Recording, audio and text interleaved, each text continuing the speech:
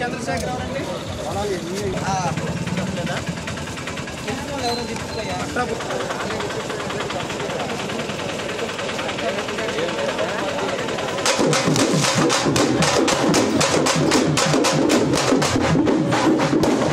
నాయక్ గారు, వేదిక పైన ఉన్నటువంటి పెద్దలకు,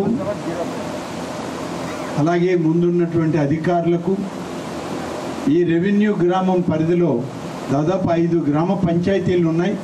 5 గ్రామ పంచాయతీల నుంచి ఇక్కడికి వచ్చినటువంటి గ్రామ సర్పంచులకు, ఎంపీటీసీ సభ్యులకు, గ్రామ పెద్దలకు,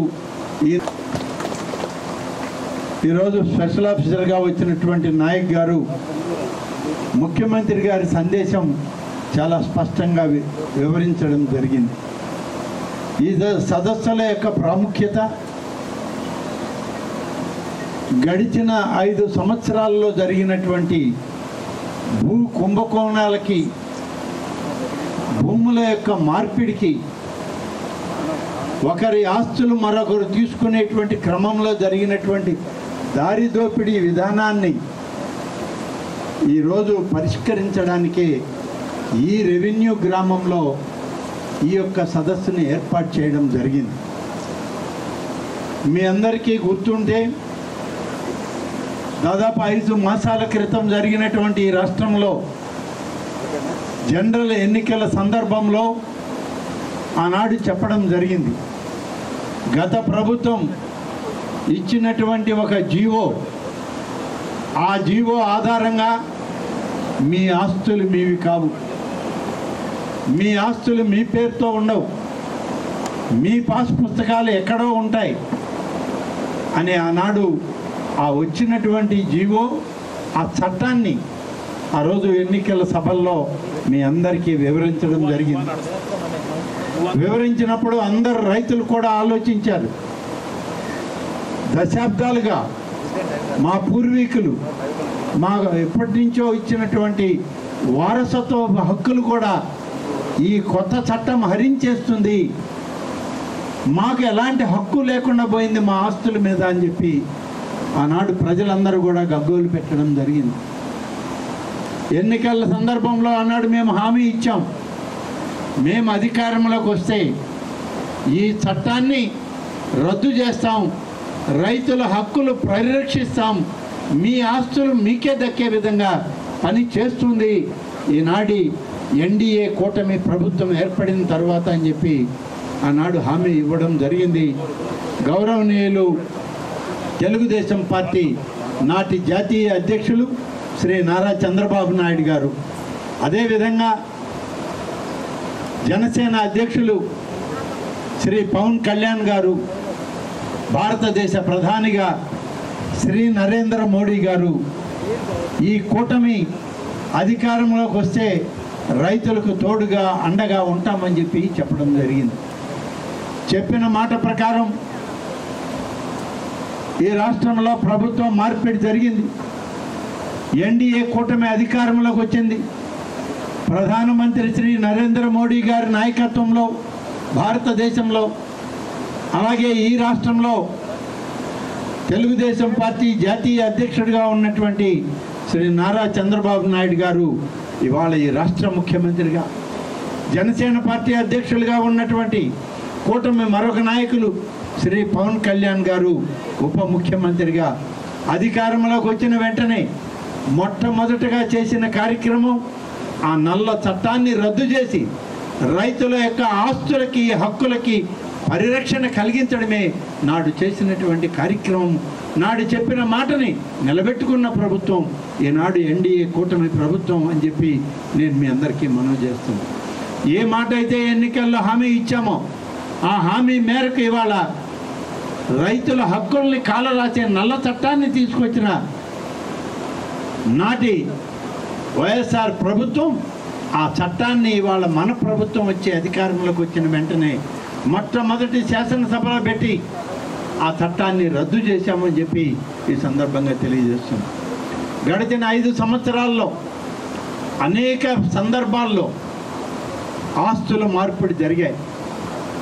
భూముల రీసర్వే అన్నారు, రీసర్వే అని చెప్పి ఒకరి భూములు ఒకరికి మార్పిడి చేశారు. సర్వే నంబర్లు మార్చేశారు. ఎక్కడ ఏమీ దొరకకపోతే ప్రతిపక్షానికి చెందినటువంటి రైతులైతే వాళ్ళ భూముల్ని దేవుడి పేరుతో రాసేశారు. అనేకం ఇవాళ నేను దేవాదాయ శాఖ మంత్రిగా ఉన్నా.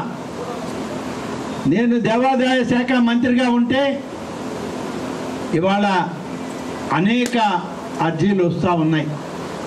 పెంచలేడి కూర్చోబెట్టండి, అక్కడే కుర్చీ వేసి కూర్చోబెట్టాము.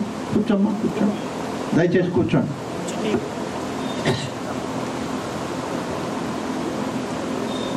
ఇవాళ దేవాదాయ శాఖ మంత్రిగా ఉంటే అనేక ప్రాంతాల నుంచి అర్జీలు వస్తున్నాయి. అయ్యా, ఇది నా భూమి, నాకు పట్టాదారు పాస్ పుస్తకాలు ఉన్నాయి, హక్కు పత్రాలు ఉన్నాయి, రిజిస్టర్డ్ దాఖలాలు ఉన్నాయి. ఇవన్నీ ఉన్నా ఇవాళ రెవెన్యూ రికార్డులో అడంగల్లో మా భూమిని ఆ సర్వే నెంబర్ వేసి ఇది దేవుడి భూమిగా రాసిండారు.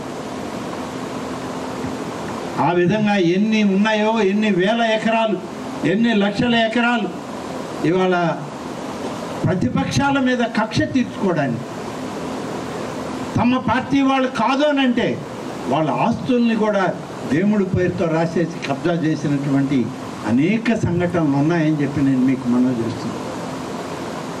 కాబట్టి ఇవాళ ఈ ప్రభుత్వం అధికారంలోకి వచ్చాక చెప్పాం, మేము రెవెన్యూ గ్రామాలను తీసుకుంటాం, సమస్యలను పరిష్కరిస్తాం. ప్రతి సోమవారం అర్జీల దినం ఉంది. జిల్లా కలెక్టర్ గారు, ఆర్డీఓ గారు, ఎంఆర్ఓ గారు ఇంతమంది దగ్గర సమస్యలను వచ్చి చెప్పుకోమన్నాం.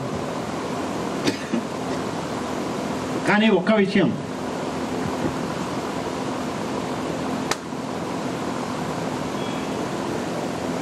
అందరూ రాలేదు.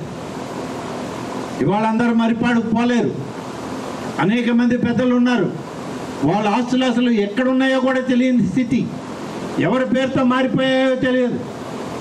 అందుకని గౌరవ ముఖ్యమంత్రి గారు ఆలోచన చేసి ప్రతి రెవెన్యూ గ్రామంలో రెవెన్యూ అధికారులను పెట్టి గ్రామ సభ జరుపుదాం. గ్రామ సభ జరిపితే ఈ గ్రామ సభలోనే ఆ గ్రామంలో ఉన్నటువంటి సమస్యలు, రెవెన్యూ సమస్యలు అధికారుల దృష్టికి తీసుకొస్తారు. ఈ అధికారుల దృష్టికి తీసుకొచ్చినవి వీళ్ళ పరిధిలో ఉన్నవి వీళ్ళు పరిష్కరిస్తూ ప్రతి ఒక్క సమస్య ఇవాళ ఇక్కడే కంప్యూటర్లను పెట్టడం జరిగింది, ఇక్కడనే అధికారులను పెట్టడం జరిగింది. మీ ప్రతి సమస్య కంప్యూటర్ల ద్వారా ముఖ్యమంత్రి గారి కార్యాలయానికి అందే విధంగా దాన్ని చేయడం జరుగుతూ ఉందని చెప్పి నేను మీకు మనవి చేస్తున్నాను. ఏదో అర్జీలు తీసుకోవడం, ఆ అర్జీల పరిష్కారానికి మళ్ళీ మీరు మా వైపు చూడడం, మేము అధికారుల దగ్గరికి పోయి ఏమైనా అడగడం అనేటికంటే కాదు. మన గ్రామంలో ఈ రెవెన్యూ పరిధిలో ఉన్న 5 గ్రామాల్లో ఎన్ని సమస్యలు వచ్చినా సరే ఆ సమస్యలకి పరిష్కారం ఇక్కడ అధికారులు చేయాలి. ఇక్కడ పరిధిలో లేనివి జిల్లా కలెక్టర్ గారి దృష్టికి, లేకుంటే రాష్ట్ర ప్రభుత్వం దృష్టికి తీసుకెళ్ళడానికే ఇవాళ ఆన్లైన్ సిస్టంలో కంప్యూటర్ల ద్వారా వాటన్నిటినీ కూడా ఆన్లైన్ చేయడం జరుగుతుందని చెప్పి మీ అందరికీ మనవి చేస్తున్నాం. 33 రోజుల పాటు ప్రతి రెవెన్యూ గ్రామంలో ఒకరోజు ఈ సదస్సు జరుగుతుంది. మన ప్రాంతం అంతా కూడా నేను ఇదే మనవి చేస్తూ ఉన్నా. అన్ని దగ్గరలకి శాసనసభ్యుడిగా నేను రాలేకపోవచ్చు, కానీ ప్రతి రెవెన్యూ గ్రామానికి రెవెన్యూ అధికారులు మాత్రం ఖచ్చితంగా వస్తారు. హాజరవ్వండి, మీ సమస్యలు చెప్పండి, వాటి పరిష్కారానికి మనం కృషి చేద్దామని చెప్పి నేను మీకు మనవి చేస్తున్నాను.